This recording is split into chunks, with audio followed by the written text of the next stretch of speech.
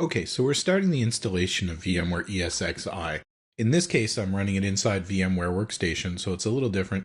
I've mounted the ISO as the media drive for that virtual machine, and I'm booting up from the media.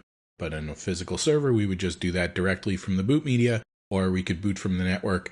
If you're using VMware Enterprise, you can use auto deploy to have machines that boot from the network every time. We can install ESXi onto a local hard drive. We could also use removable media such as SD or a typical flash card. We can also boot from the SAN if that's available for you as an option. Booting from the SAN is slightly more complicated because we're going to require fiber channel, or if we're going to use ESXi, we're going to need an ESXi hardware initiator, which provides a boot capability. The VMware software ESXi initiator or the software fiber channel over Ethernet adapter don't provide a boot capability because we need VMware installed and working in order to access that functionality. So if you want to do a boot from SAN, yes, it's possible. Again, in a large environment, that might be quite useful, although we're still going to need to maintain an installation copy for each individual server. It may be easier to use auto deploy if you have an environment where this really is required and not have any media to maintain at all in those servers. Once the installer is loaded, then we have the option to cancel or continue. So nothing really to do here. Make sure that the environment you use is supported. If you review the VMware hardware compatibility guide, that's going to give you a pretty good indication that everything will work well and that your vendor has tested it and that VMware has certified that all the driver functionality is available. It's certainly possible to install other drivers. Depending on the hardware that you're using, it may well work, but there are no guarantees, so your safest course of action is to refer to hardware that's on the hardware compatibility guide, or at least discuss the compatibility with the vendor and see if potentially there's been developments that weren't originally included in the hardware compatibility guide. At this point, I'll just press enter to continue. I'll review the license agreement carefully and review with my legal department to ensure that everything is appropriate. Once we've completed that, we can go ahead and press F11 to accept and continue. Now in this case, you can see that it's listing the local storage that's available inside my virtual machine, which will, in this case, host ESXi rather than Windows or Linux as it typically would. So I've got 3 local virtual hard drives effectively, but these could have been hardware RAID sets already configured on the server. I've got 3 local block storage devices. I have a 40 gig drive and then 2 200 gig drives. But at this point, I have no remote storage, so you see it lists none for remote. And for local, there's nothing already set up on those machines. A lot of the names are listed as VMware here, simply because those are drives presented by VMware Workstation, in this case, to the ESXi environment. So in this case, I don't have anything already on those drives, but if I was reinstalling ESXi or if I was doing an upgrade, then I want to ensure that I don't affect any virtual machines that are already stored on those drives on a VMFS file system, which is VMware's native file system for ESX and now ESXi.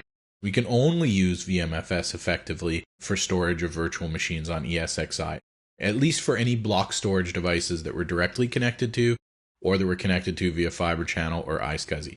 When you connect to storage presented by NFS, then it's different, and we actually use the native file system of the remote NFS server, the network file server protocol that's used in Unix and Linux.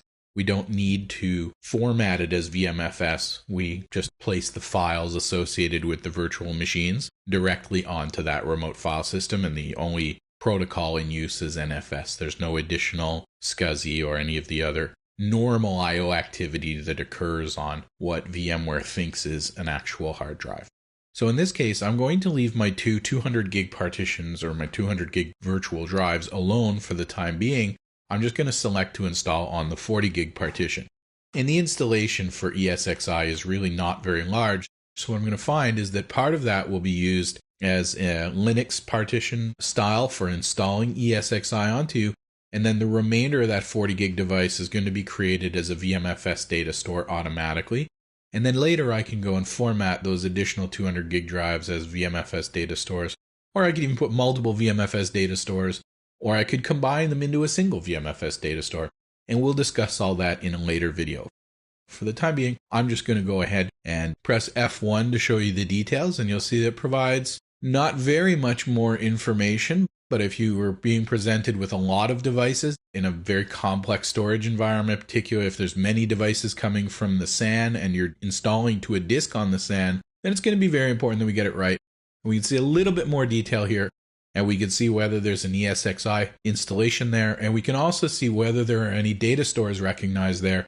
And that can also be very helpful to determine if you do want to overwrite something, that you're referring to the right thing and you're not going to remove something that you didn't want to. Very simple, brand new environment. I'm just going to go ahead and press enter to continue. I'm just going to accept US default because none of the names or passwords or anything that I'm going to provide need accented characters. You do have to be careful with that though. If you do work in a mixed language environment, a password might be different entered on a Canadian French keyboard, for example, which is very common, or an American or other keyboard layout as well. So this is something that you're going to want to standardize in your environment. But here, I'll just go ahead with US. And I'm just going to set my password as capital P at SSW0RD and then confirm that password and press enter. Now, there's not a lot that happens from this point in the installation. We're going to do most of our configuration after the fact. It's listing us the drives in terms of the host bus adapter, as well as the controller number, target number, and LUN number. So I'm just going to go ahead and press F11 to continue the install from here. And then it pretty much goes. There's not a lot that has to happen, and most of our configuration, as I mentioned, will be done after the fact using the vSphere client. At this point, ESXi is installed. We're operating in evaluation mode, and we can go in and enter a license later through the client. And there's nothing to do at this point except go ahead and reboot and then see how it comes up for the first time. So as it goes to boot, you'll see there's a few options we can change here for recovery mode and editing the boot options. We'll take a look at that later on in the video. So at this point, we can see it's a lot like the installer loading. Using Alt F12, we can actually see the boot log here, and this will be very helpful in determining if there's any driver initialization problems, if there's any problems with the network configuration, or if any interfaces won't come up. This is a little bit detailed. There's other ways that we can review this later.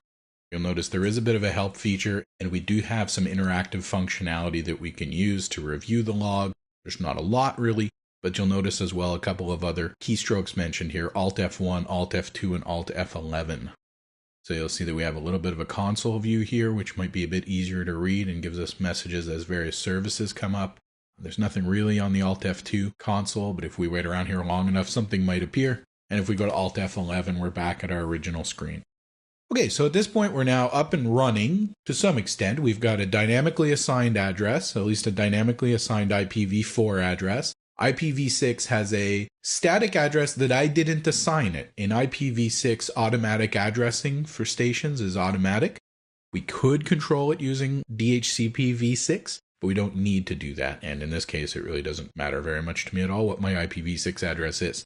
If I want to change this address, I'm going to do that through either this interface or later on I can change it remotely using the client. In the next video, we're going to take a look at how to access the local DCUI interface to configure ESXi and take a look at a couple of other things that we can do with ESXi shell and some of the troubleshooting options available to us.